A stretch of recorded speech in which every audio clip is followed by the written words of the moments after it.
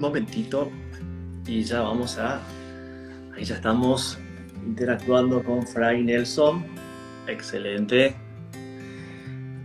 Y ya está con nosotros nuestro gran hermano tan apreciado. Buenas noches, querido Fray. Mucho gusto, Juan Manuel, ¿cómo estás tú?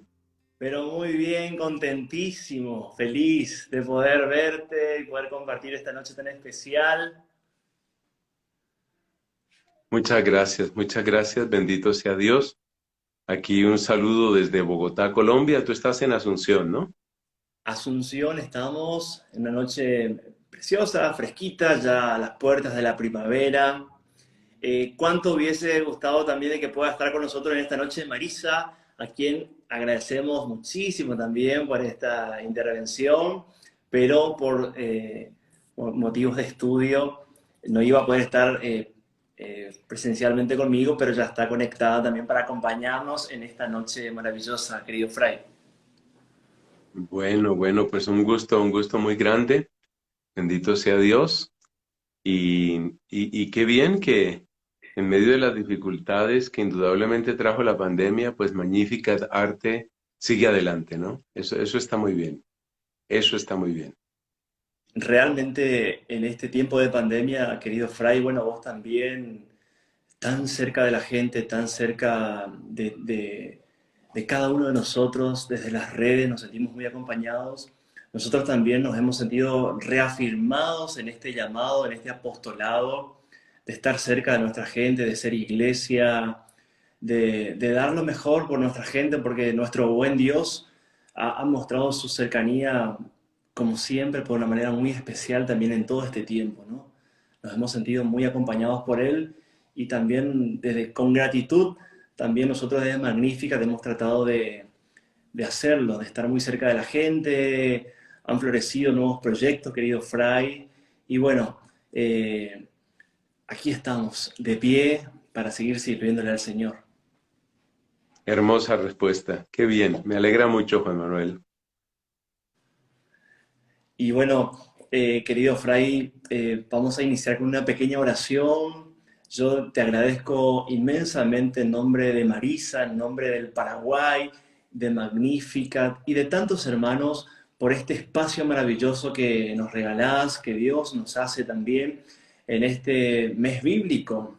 Entonces, felices de poder compartir este momento y que llegue a muchos corazones, que nos renueve, que nos entusiasme, que sea una noche de aprendizaje y sobre todo de poder registrar aquellas claves que también nos irás dando con la ayuda del Espíritu Santo, cómo leer en perspectiva católica las Sagradas Escrituras.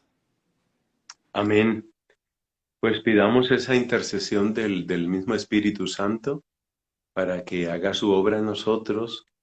En primer lugar, para que esta conversación le dé la gloria a Dios, sea de provecho de nuestros hermanos y podamos todos profundizar en esas enseñanzas que son inagotables.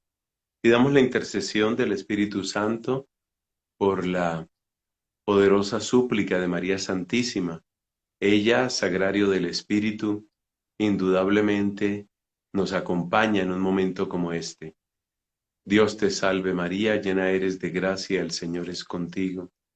Bendita tú eres entre todas las mujeres, bendito es el fruto de tu vientre, Jesús.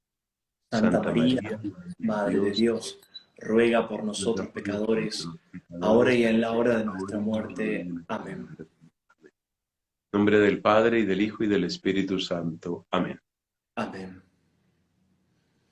Mi querido Fray, es un honor poder compartir y no queremos extendernos más con tantas cosas lindas de agradecimiento para poder aprovechar este corto tiempo, tu disponibilidad, tu servicio, también tu generosidad y disfrutar de estas enseñanzas que nos irás dejando en esta noche.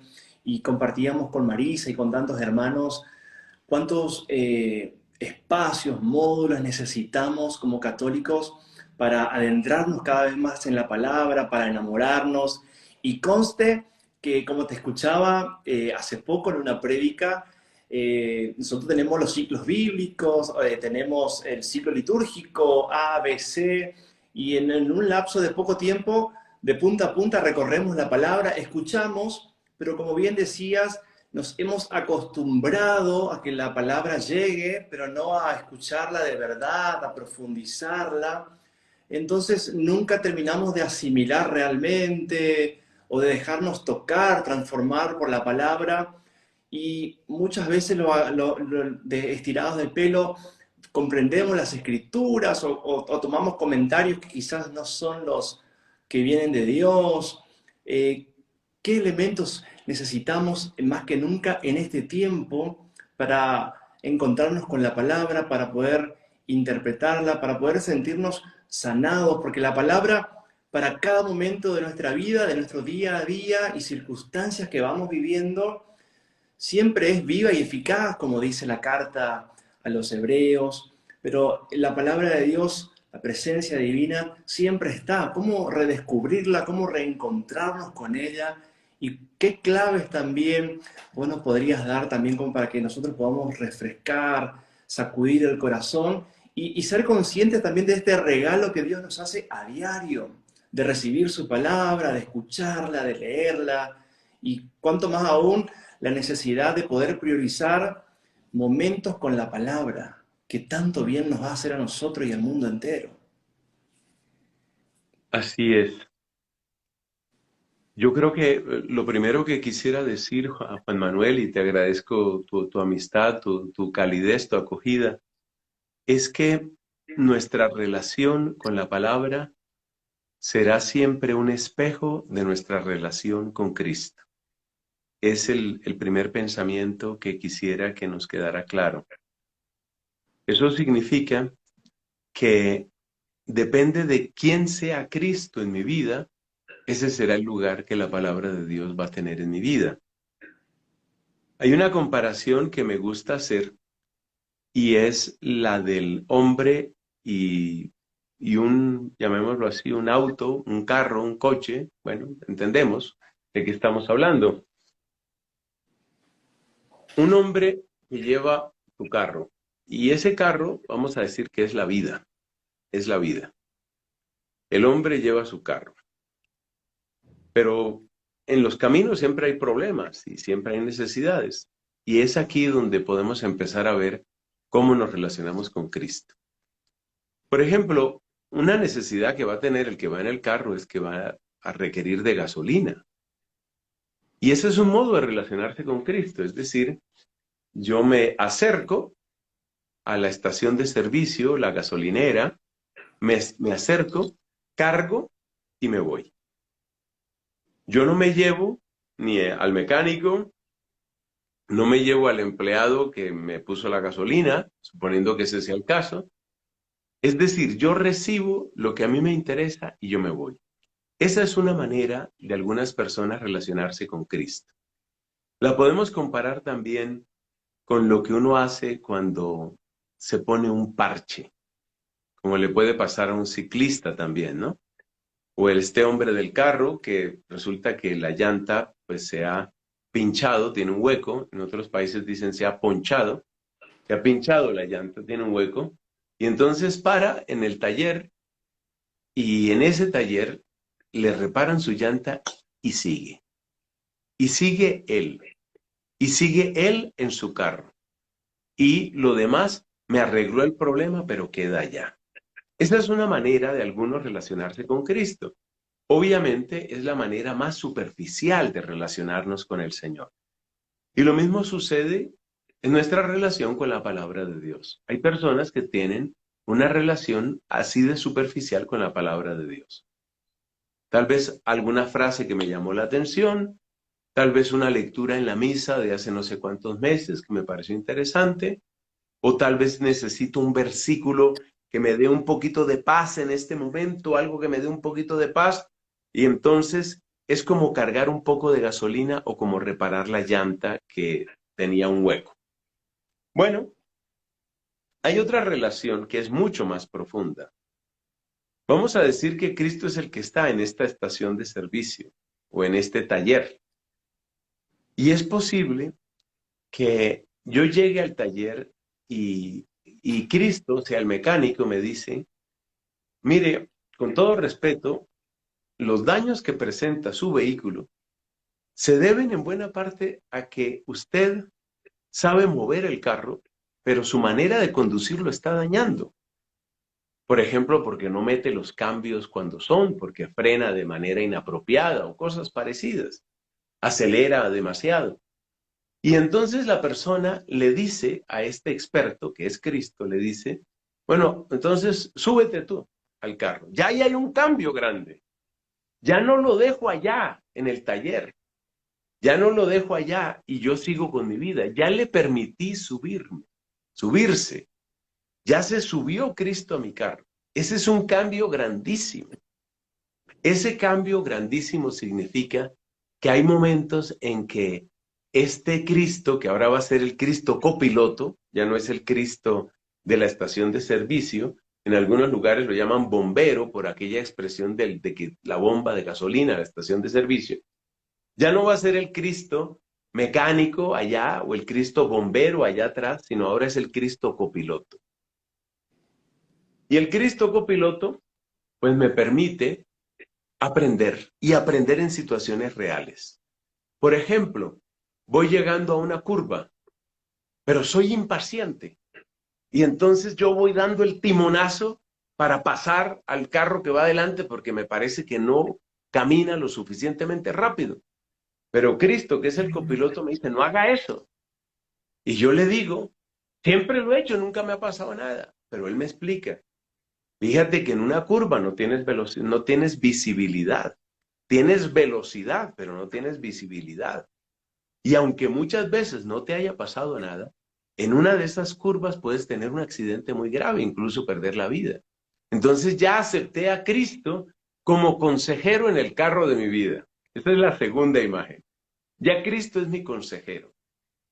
Entonces sigo en mi carro o en mi coche, sigo moviéndome y resulta que hay un trecho despejado, recto, tranquilo, y yo sigo a 50 kilómetros por hora y con el carro en la segunda marcha o segundo cambio. Por supuesto, el motor va forzado y se va recalentando. Y entonces Cristo me dice, mira, en este camino, que ya es recto, que tiene buena visibilidad, aquí es para que te muevas más rápido. Aquí hay que moverse más rápido. Bueno, y así podríamos dar muchos otros ejemplos. Ese es el segundo nivel. Ya acepté a Cristo como mi consejero. ¿Cuándo pasa eso con la palabra de Dios? Eso pasa cuando ya admito que la palabra entre a mi vida todos los días. Ya no es una visita ocasional. Ya la palabra de Dios no es una visita. No es como un meteorito que pasa y sale. Ya no es como un cometa que asoma cada cierto tiempo. Ahora la palabra me visita cada día. Por ejemplo, hay muchas personas que leen las lecturas de la misa del día. Si no puedan ir a la iglesia, leen las lecturas de la misa. Han recibido la palabra de Dios todos los días. Es un avance muy grande. Y de hecho, para muchos católicos, pues ya ese es un avance fantástico, espectacular, ya es lo máximo, ya no me pidas más, ya no me pidas más, ya recibí a Cristo. Pero resulta que hay gente que realmente se enamora de la palabra de Dios y realmente se enamora de la persona de Cristo. Y estas personas llegan a un momento loco en el que dicen, Cristo, ¿y por qué no hacemos una cosa? ¿Por qué no tomas tú el timón? Es el tercer paso. Ya no quiero que seas el copiloto. Ahora vas a ser tú el piloto de mi vida. Ese es el tercer paso. Ya no te vas a quedar simplemente dándome consejos para los momentos difíciles o para evitar que yo caiga en errores. Ahora tú vas a ser el piloto de mi vida. Y ahí la cosa cambia completamente. Y yo quiero comentar aquí dos ejemplos muy bellos, uno muy bíblico, otro menos bíblico hasta cierto punto, pero ya veremos que tiene que ver con lo mismo. Voy a hablar un momento de dos santos. Uno es San Antonio Abad, que vivió en el siglo III, Y el otro es San Francisco de Asís, que vivió 1000 años después, en el siglo XIII. Muy bien, entonces, San Antonio Abad estaba en esa etapa del Cristo copiloto. Pero un día, según cuenta San Atanasio, un día él entró a la iglesia y resulta que se estaba proclamando el evangelio que dice, si quieres ser perfecto, deja todo lo que tienes, dáselo a los pobres, ven y sigue. Fíjate, entregar todo, renunciar a todo y seguir con todo a Cristo. Seguir con todo a Cristo. Eso es entregarle el timón, es decirle, ahora tú vas a ser el piloto. Y Antonio, que en esa época, esto es un dato interesante, en esa época no tenía 20 años, tenía 18, 19 años, era un muchacho, era un jovencito, diríamos. Antonio oyó estas palabras y nos dice San Atanasio, que es el que escribe esta biografía, que él oyó esas palabras como si hubieran sido escritas exactamente para él. Es decir, él dejó que esa palabra penetrara, como decías tú al principio en tu invitación. Él dejó que la palabra penetrara en su corazón. ¡Qué cosa tan hermosa! ¿Y entonces qué pasó? Pues que él cambió completamente su vida. Él venía de una familia adinerada, los papás habían muerto y había quedado, siendo tan joven, había quedado en posesión de muy amplias tierras. Él tenía lo que hoy podríamos llamar un latifundio, una cosa grandísima. Y empezó a vivir de una manera totalmente distinta hasta el punto de que es considerado el patriarca, el padre principal de la vida monástica. Es el gran monje que nos enseñó a todos los demás en la iglesia qué significa consagrarse tan radicalmente a Cristo. Ese le dio el timón. Y la otra frase que quiero recordar es la de San Francisco de Asís, de la historia de San Francisco de Asís, que es una historia muy conocida porque tiene que ver con esta iglesia, la iglesia de San Damián. Resulta que San Francisco de Asís entró a esa iglesia y él oyó una voz, la voz de Cristo que le decía, Francisco, reconstruye mi iglesia, repara mi iglesia. Francisco era hijo de un comerciante y el comerciante, que era un comerciante en telas, pues tenía buenos ingresos y seguramente tenía la idea de que Francisco pues pasara a ser, después de la muerte del dueño, pues pasara a ser el administrador, el gerente, diríamos hoy. Pero Francisco le dio el timón a Cristo. Que mi papá quiere, que todo el mundo quiere, no. Yo le doy el timón a Cristo. Y él se puso en esa tarea. Primero él pensó que consistía simplemente en reparar ese templo, el templo de San Damián, la capillita de San Damián que queda ahí en Asís. Él pensó que consistía en esa su tarea.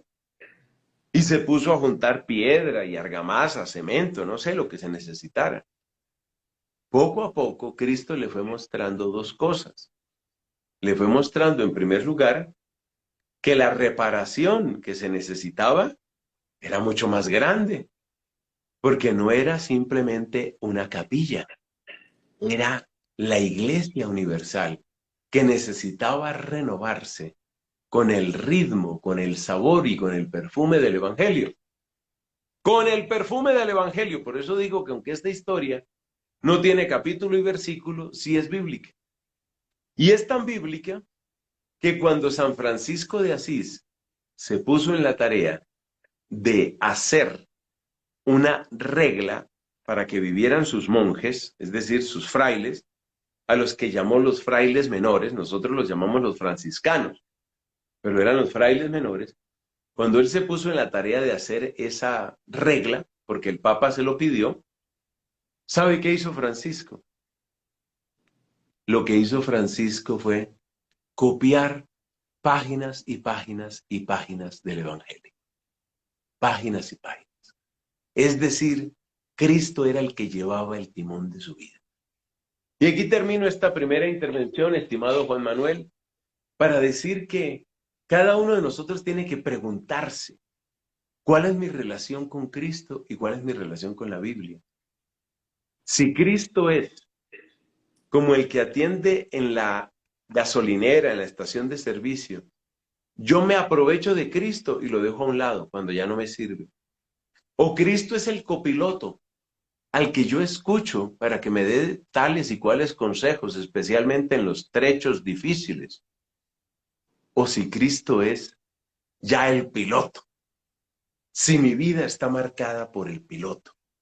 Y por consiguiente, si la palabra de Dios es piloto en mi vida, allá tenemos que llegar. A eso tenemos que llegar.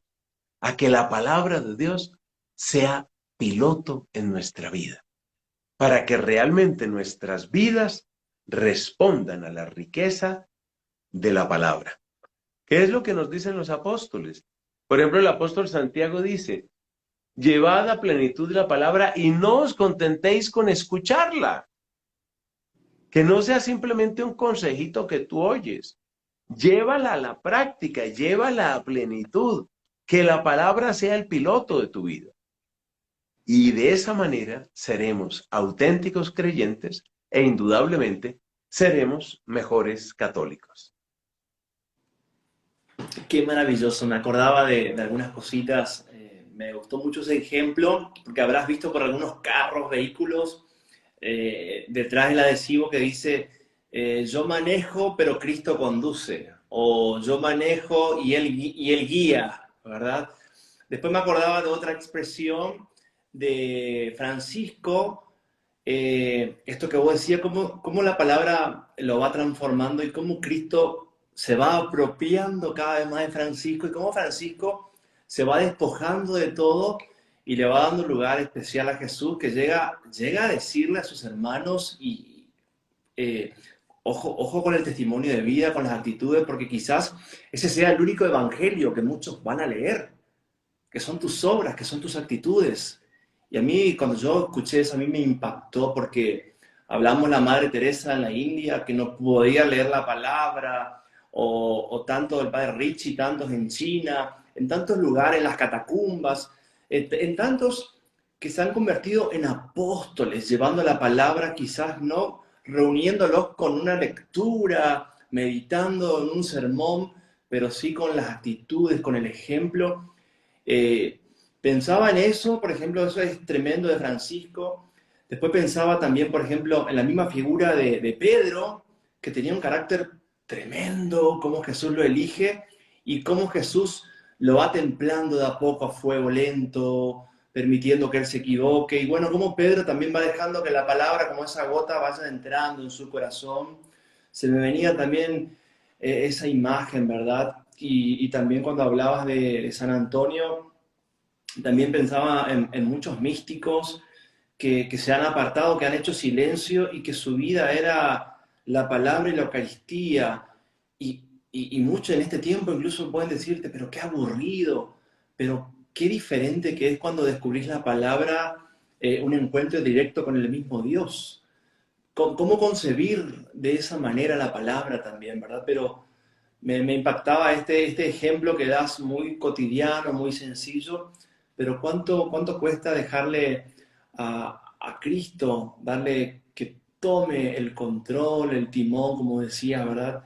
Porque lo más difícil es renunciar a uno mismo. No es tan fácil. Por eso siempre me gustaba, no sé si lo llegaste a conocer al padre Rivas, de Argentina, biblista, que en varios cursos que daba las charlas siempre él remarcaba la experiencia, la imagen entre Jesús Maestro y el tipo de discipulados que él va creando en su entorno. Discípulo que siempre va detrás del Maestro, pero que nunca supera a su Señor.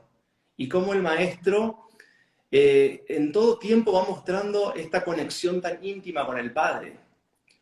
Y siempre me gustaba también esta imagen, ¿verdad? esta tentación de querer superarlo al maestro y no dejarnos modelar como él espera que seamos transformados, ¿verdad? Que muchas veces corremos el riesgo, la tentación de, como decís, saberlo todo, pero no hacemos, no solamente que no hacemos nada, sino que no nos dejamos tocar por la gracia, por la palabra. Pero sin embargo, fíjate cómo quizás Francisco o tantos otros con su testimonio estaban tan atrapados con cosas del mundo, pero se han puesto en las manos de Dios de verdad, sus corazones se han predispuesto y cómo Dios ha hecho una obra maravillosa en ellos. Así es, así es. Yo quisiera que pasáramos a algunas recomendaciones simples, especialmente para aquellas personas que sienten que no entienden la palabra o sienten que no les cautiva, no les enamora, porque son los dos obstáculos principales que he visto. Ya nos hemos dado cuenta de la importancia que tiene la palabra de Dios, porque es la única que puede hacer que realmente Cristo sea el que lleva el timón. Pero hablemos ahora un poco de cómo iniciarse. Hay muchas guías para leer la Biblia y no voy a hablar en este momento de eso. Más bien me voy a referir a esa disposición, que fue la palabra que tú también utilizaste. La manera de disponernos para la palabra. Y lo que impide, lo que suele impedir el encuentro con la palabra está en dos cosas. Primera, que no la entiendo. Y segunda, que, bueno, es que suena muy crudo, pero hablemos así, que no me gusta, que no le encuentro gusto. Bueno, aquí tengo también una comparación que aprendí y que me parece que nos puede servir a todos. Pensemos en un viajero que tiene que llegar a una ciudad muy famosa, una ciudad cargada de historia. Esa ciudad puede ser, qué sé yo, San Petersburgo, puede ser París, puede ser Melbourne, bueno, unas ciudades que tienen historia más larga, más corta. Y este llega allá. ¿Qué es lo primero que hace una persona cuando llega a París? Seguramente buscar la Torre Eiffel. Es lo primero que hace. Con la Torre Eiffel no te vas a equivocar. La vas a ver, por fin estás ahí. Ah, la Torre Eiffel, te tomas algunas fotos, unos selfies, ya está. Si tú vas a San Petersburgo, esa es una ciudad mucho menos conocida, si tú vas a San Petersburgo es un poco más difícil, pero por ejemplo ahí está una estatua, una de las más famosas del mundo, una estatua gigantesca, es la estatua del emperador Pedro el Grande. Es una estatua colosal, una estatua gigantesca. Tú tal vez has oído hablar de San Petersburgo, entonces te vas a buscar esa estatua. Lo importante, y es lo que quiero destacar, que es lo mismo que un barco que llega a un muelle, lo primero que tú necesitas es un punto de contacto. Y aquí viene una idea muy bella, o así me lo parece. Es la idea del archipiélago. ¿Qué es un archipiélago? Un conjunto de islas. Cuando llegaron los primeros europeos a estas tierras de por acá, ellos no sabían qué se iban a encontrar. ¿Cómo fueron llegando ellos? ¿Cómo fueron entrando? Saltando de isla en isla. Así es en la Biblia. Entonces no te desesperes si llegas a la Biblia y abres, por ejemplo, bueno, voy a leer hoy, por ejemplo, salió una lectura del profeta Habacuc. Entonces voy a leer de Habacuc. Aunque la higuera no echa yemas y las viñas no tienen fruto, yo exultaré con el Señor. No entiendo, no me llega, no me gusta. No empieces por ahí, empieza por la Torre Eiffel. Empieza por ese texto que a ti, o a un gran amigo tuyo, o a una gran amiga tuya, que alguien te recomendó. ¿Cuál es la Torre Eiffel en la Biblia? Pues no sé, pues la Biblia está llena de tesoros. Pero, por ejemplo, puedes ir a los evangelios. ¿Qué tal? ¿Quién no ha oído hablar de la parábola del sembrador, de la parábola del hijo pródigo? ¿Quién no ha oído hablar de la manifestación del ángel Gabriel a María Santísima en la Anunciación? Busca la Torre Eiffel, pero esta vez la vas a leer. No te vas a limitar solamente a oír desde lejos, quizá con distracción en la iglesia. Entonces tú tomas parábola del hijo pródigo. Es un texto que yo creo que todo católico ha oído muchas veces en su vida. Toma este texto y léelo. Ese es tu gancho. Ese es tu comienzo. Y lo importante es que tengas un comienzo. Eso es lo importante. Entonces, ya leíste la parábola del hijo pródigo. ¿Encontraste algo nuevo? No. Quiere decir que no la has leído bien. Es lo mismo que una persona que ha visto muchas fotos de la Torre Eiffel allá de París. ¿Ha visto muchas fotos? Si esa persona llega a París y después de estar una hora dando vueltas y mirando la torre, tú le preguntas, ¿viste algo que no hayas visto antes en la Torre Eiffel? No, yo no he visto. Lo mismo que en foto. Tú dirías, pero qué mal turista. Hombre, no te has fijado, no has encontrado un ángulo. Entonces, ¿cuál es el segundo paso? El primer paso es encuentra el gancho. El gancho es ese pasaje que ya conoces, que ya te gusta, pero ahora lo vas a leer con más atención. Y vas a buscar algo que no habías visto antes. Esa es la clave.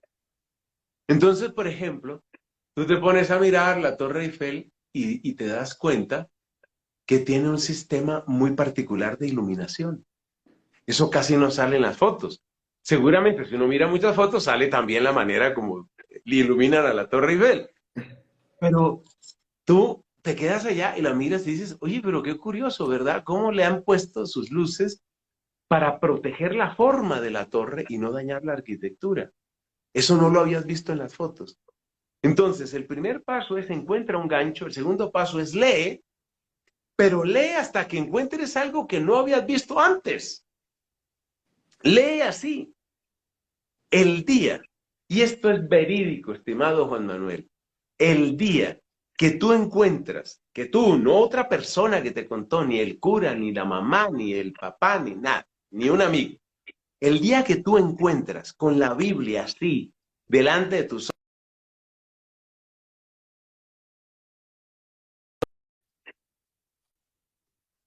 arte de la palabra de Dios. El día que encuentras algo que no habías visto antes, ese día empiezas a enamorarte de la palabra de Dios.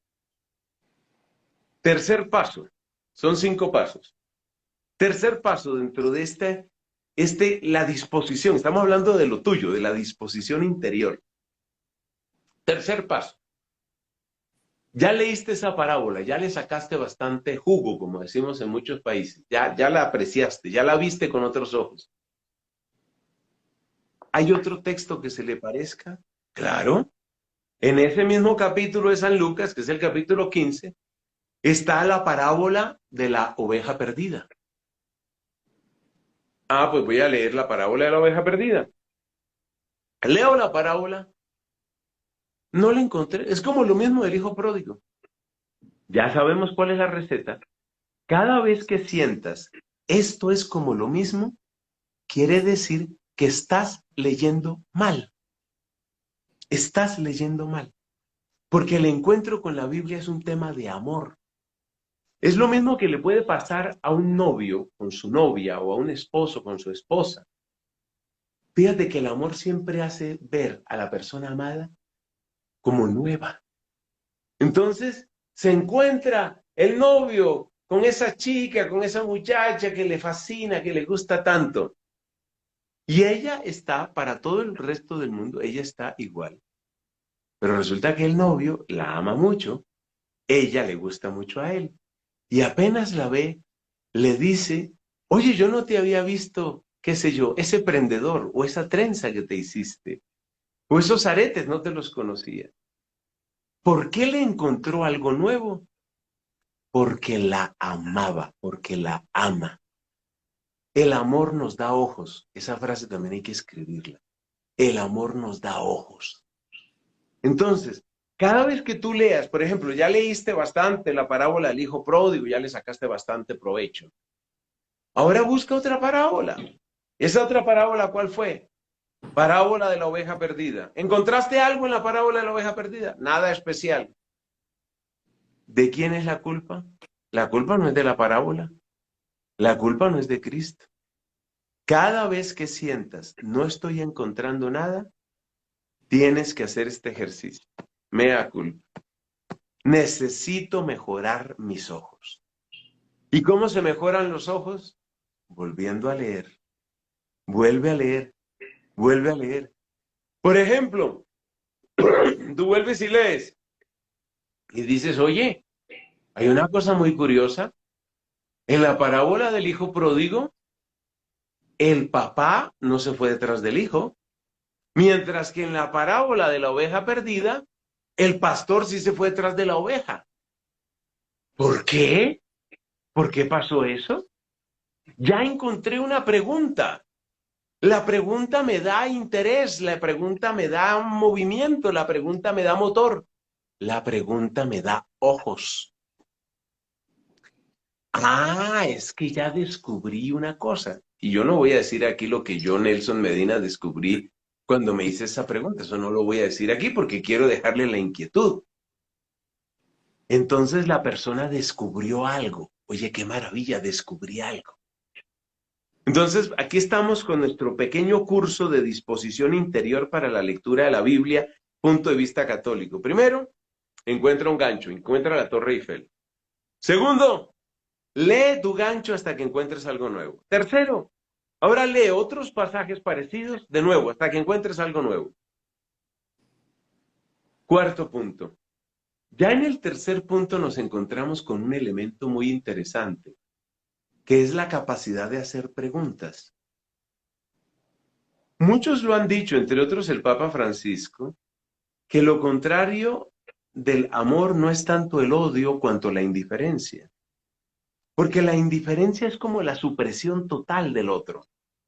El odio, aunque es una cosa terrible y es un pecado mortal, el odio por lo menos toma en cuenta a la otra persona. En cambio, cuando nosotros hablamos de la indiferencia, es como cancelar, delete, cancel, delete, desaparecido. Entonces, las preguntas muestran que el corazón está en movimiento. Así como el amor nos da ojos, las preguntas nos ponen en movimiento. Entonces, el cuarto ejercicio se llama preguntas y respuestas. Y nosotros los católicos tenemos una gran ventaja. Nuestra gran ventaja es que nuestras Biblias católicas traen las mejores ediciones, traen buenas introducciones, traen buenos paralelos, traen buenas notas de pie de página. Entonces, hazte preguntas y respuestas. En esas preguntas y respuestas estás entrando cada vez más. Oye, qué interesante esto. Por ejemplo, leo el libro de Judith.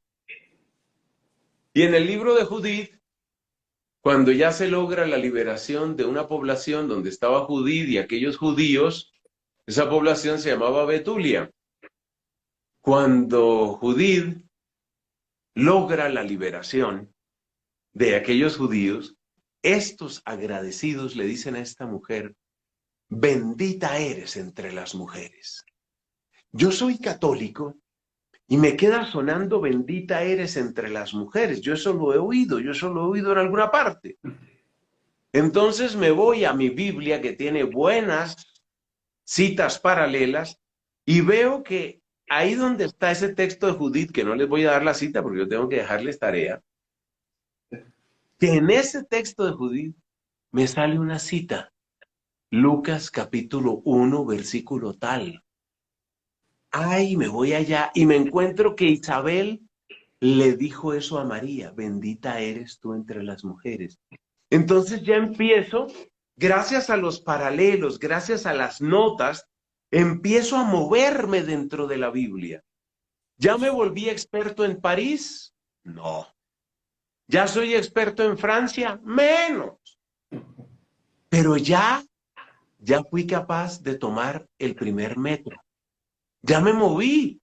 Ya me fui al libro de Judith. Y de Judith me fui a San Lucas. Ya tomé el primer metro. Ya me moví.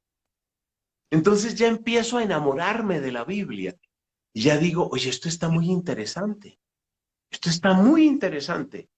Y a partir de ahí va creciendo en mí el interés intelectual, pero sobre todo va creciendo en mí el interés del corazón. Mi corazón se empieza a fascinar. Se empieza a fascinar con ese mensaje, con esos personajes. Y última recomendación. Yo te invito, en realidad la puse de última, pero todos sabemos que es la primera. Nunca empieces a leer la Biblia sin una oración. Nunca estés leyendo la Biblia sin espíritu de oración. Nunca cierres las páginas de la Biblia sin oración. Oración. La oración es vital, porque la oración es la que va a hacer que poco a poco se vayan abriendo tus oídos. Y quiero terminar esta parte con eso que nos cuenta el Evangelio según San Lucas en el capítulo 24. Cuando los discípulos de Emaús, dice ahí, les abrió el entendimiento. Les abrió el entendimiento. Dios tiene que hacer lo mismo conmigo. Dios también tiene que abrirme el entendimiento. De hecho, de los 7 dones del Espíritu Santo, el que suele mencionarse primero es el don de entendimiento. Y el don de entendimiento es el que nos permite esto, que la palabra de Dios cada vez nos hable más al corazón. Entonces repaso estos 5 breves consejos para enamorarnos de la palabra de Dios, para leerla con más frecuencia, para disfrutarla, aprovecharla, ponerla en práctica. Primero, encuentra un punto de amarre, encuentra un muelle, encuentra un gancho. No es buena idea en general, no es buena idea en general decir, yo voy a arrancar Génesis, Éxodo, Levítico, Números, Deuteronomio, Josué, Jueces. No es buena idea. Llegará el momento, más adelante, en que te vas a enamorar tanto de la Biblia que seguramente vas a decir, yo tengo que leerla completa. En mi caso, amigos queridos, yo leí la Biblia completa por primera vez cuando tenía 19 años de edad. A lo largo de mi vida he leído todos los libros de la Biblia. La última vez la grabé. Está en mi página web, que esa propaganda no me la van a cobrar, se llama frainelson.com. En mi página web y en mi canal de YouTube, que se llama Fray Nelson, está la Biblia completa grabada. Yo grabé la Biblia completa. Me tardé un año, porque era un programa de leer la Biblia en un año. Pero yo te invito, ese ejercicio es bueno, pero yo te invito a que para empezar a reactivar el corazón, sigas estos 5 consejos. Primero, encontrar un punto de amarre, un gancho. Segundo, lee ese pasaje, ese gancho que te ha llamado la atención, que tú recuerdas, léelo varias veces hasta que encuentres algo nuevo. Tercero, lee pasajes semejantes, en donde tú encuentras algo nuevo. Si no encuentras algo nuevo, estás leyendo mal. Cuarto, haz preguntas y busca respuestas, hasta que por fin tomes tu primera línea del metro, como llaman allá en París, o tu primera línea de bus. En fin, se entiende, que te empieces a mover. Y mientras vas haciendo ese tejido, no se te olvide orar. Orar. Porque solo el don de entendimiento que nos da el Espíritu Santo es el que nos puede abrir nuestra mente para recibir con provecho la palabra de Dios. Y entonces sí que se cumplirá lo que dijo San Pablo en la carta a los Colosenses, que la palabra de Cristo habite con toda plenitud en ustedes. Es importante que eso se cumpla. Son algunas sugerencias que estoy seguro que les pueden servir a muchos de nuestros amigos. Qué maravilloso. esto va a quedar acá grabado porque tenemos que volver sobre esta reflexión. Entonces esto va a quedar grabado acá en Instagram, después va a estar también en el canal de YouTube. Varios están preguntando, muchos están insinuando qué Biblia recomendar. Algunos te preguntan, antes de escuchar tus reflexiones, ¿debo leer la palabra? Bueno, muchos interrogantes van surgiendo y eso es muy interesante. Y, y también mientras hablaba, querido Fray, yo también pensaba cómo le costó al Señor eh, lograr que los discípulos lo comprendan a Él. Porque había muchas palabras que eran incomprensibles, difíciles. Y yo me acuerdo por ahí una expresión de San Agustín que decía, los textos oscuros, iluminarlos con los textos claros.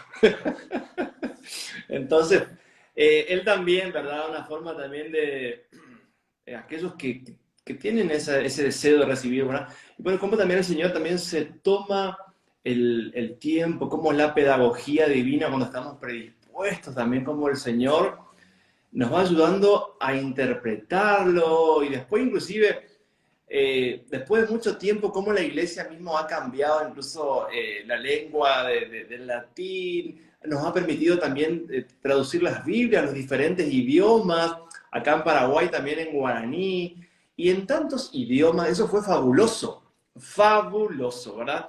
Porque, y decía uno, pero ¿cómo puede ser que nos hayamos abierto, salgamos del latín y uno decía, bueno, Dios es papá y quiere hablar a todos sus hijos en su lengua, quiere escucharlo. A mí me encantó eso también. Fabuloso. Traigo nomás a colación estas imágenes también, que no era tan sencillo entenderlo al Señor, pero esto de Jesús, que insiste mucho también Juan, que incluso corría riesgo de que no entre en el libro, permanezcan en mi amor. Cuando este permanecer en la presencia del Señor nos hará comprender todo, ¿verdad? Incluso aquello que es confuso, difícil de interpretar. Entonces traía esto. Claro que sí. Y yo creo que es bueno, un poco llegando al final de nuestra conversación, comentar un poquito de la relación entre la Biblia y la iglesia, porque es de las cosas más tristes, Juan Manuel, más tristes de la vida, que Lutero haya utilizado la Biblia para atacar la iglesia o la Biblia para separarse de la iglesia. Es decir, yo cuanto más lo pienso, más tristeza me da, más tristeza. Porque todos conocemos la frase que dijo Cristo, lo que Dios ha unido, que no lo separe el hombre.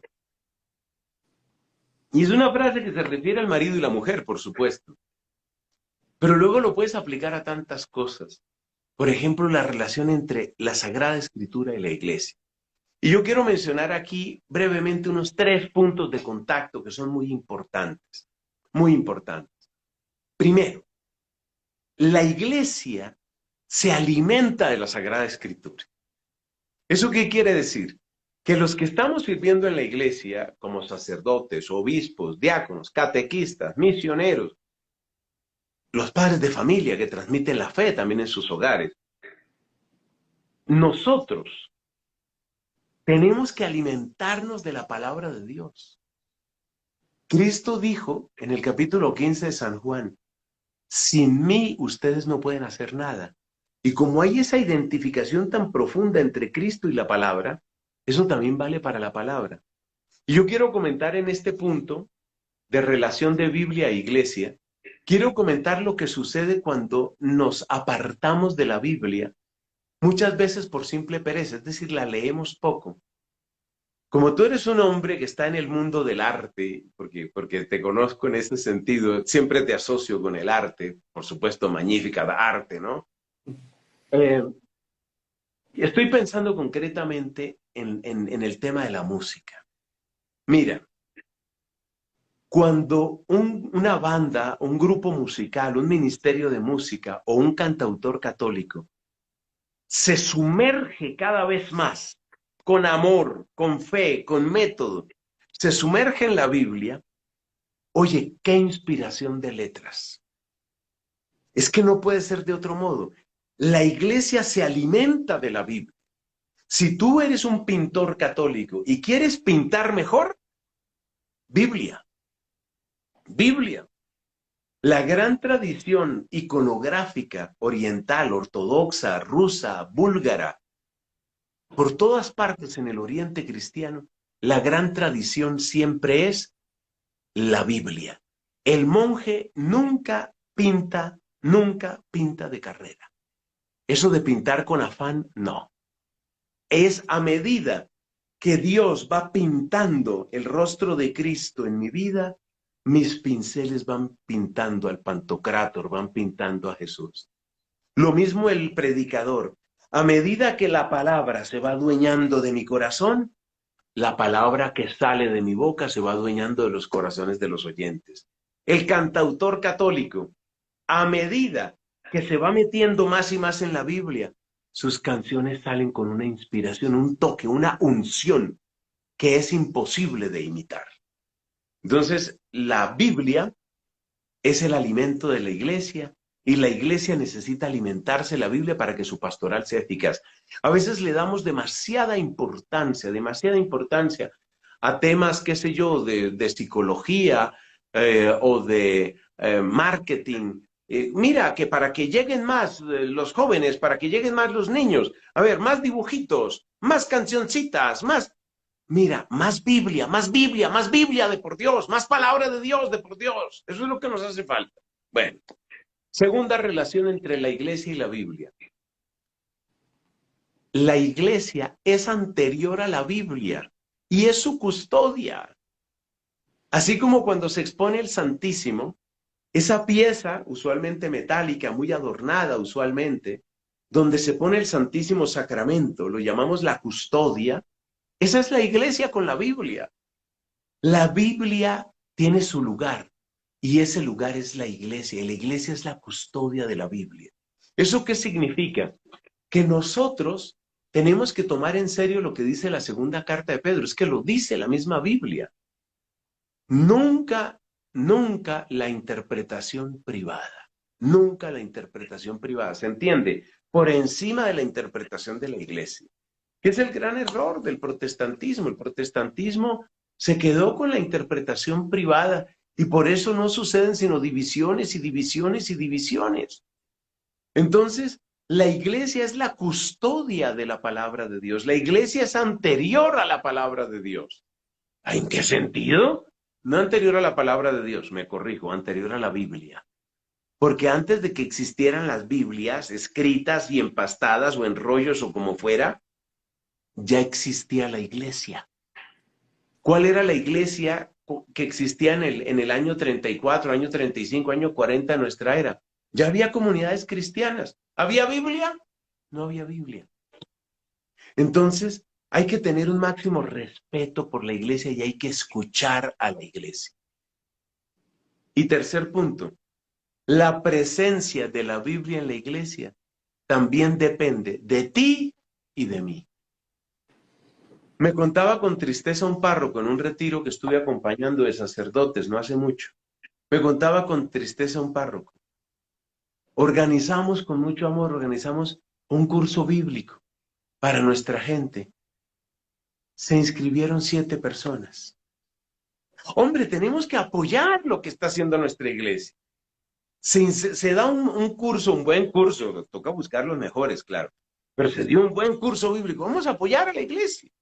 El crecimiento de la palabra de Dios en la iglesia y el crecimiento de la iglesia gracias a la palabra de Dios también depende de ti y de mí.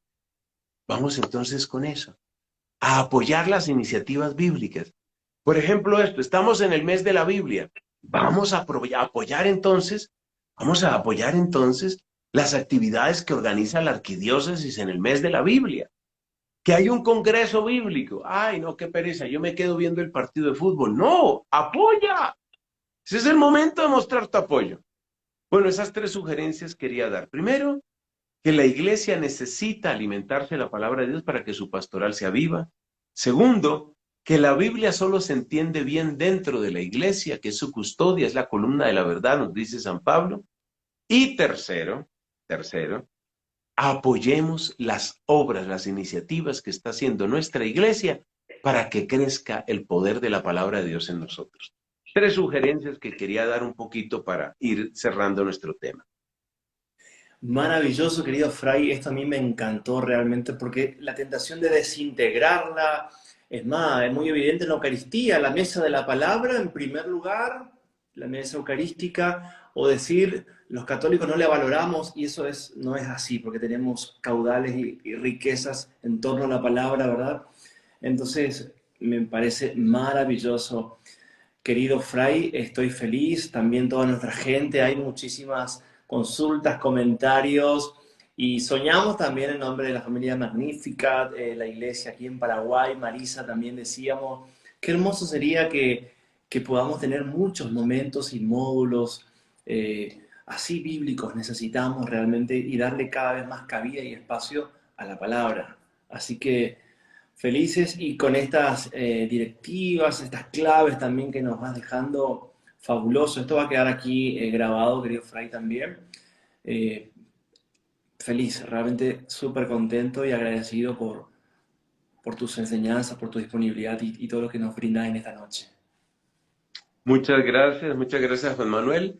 Solo te pido que me permitas terminar con una bendición, pues por supuesto para Magnífica Arte en primer lugar y después para todos los que se han conectado y a quienes llegue este mensaje. Que el Señor esté con ustedes, Y con tu espíritu. la bendición de Dios, Padre, Hijo y Espíritu Santo, descienda y permanezca para siempre. Amén. Querido Fray, rezamos por vos, por tu ministerio, por tu comunidad, por todo lo que estás llevando adelante y en nombre de Dios y de la Iglesia, gracias por todo lo que a diario haces, tantas enseñanzas que nos dejás.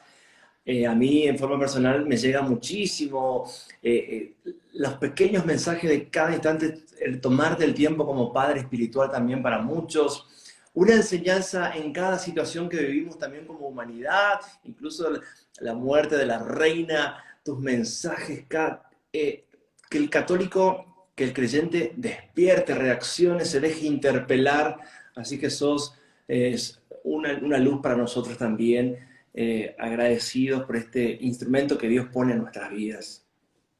Gracias por tus palabras, el Señor te bendiga a ti, tu familia y bueno, y que bendiga al hermano Paraguay, que Dios me permita también visitar en próxima fecha. Estamos en Muy contacto, mi pronto. hermano. Con la gracia de Dios, fuerzas, bendiciones, Amén. querido Fray. Chao.